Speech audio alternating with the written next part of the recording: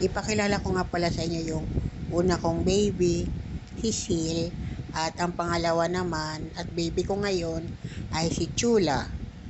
Ito ang aking access para sa aking hemodialysis.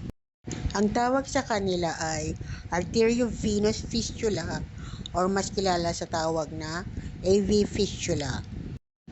Ang fistula ay ginagawa sa pamamagitan ng pagdugtong ng isang artery at isang ugat sa ilalim ng balat ng ating braso. Kapag ang artery at ugat ay pinagdugtong, ang pressure sa loob ng ugat ay tumataas na ginagawang mas malakas ang mga dingding ng ugat.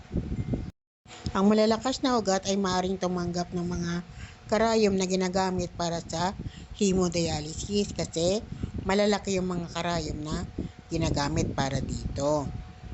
Sa mga hemodialysis patient na katulad ko, kinoconsider namin silang baby kasi dapat alagaan din sila katulad ng isang baby. Ang braso na may fistula ay bawal magsuot ng masisikip na sleeves, bawal magsuot ng mga masisikip na alahas katulad ng bracelet at relo. Bawal din sa kanilang mag-exert ng sobrang effort katulad ng pagbubuhat ng mabigat. At kapag natutulog, bawal na bawal din silang madaganan. Yun lang.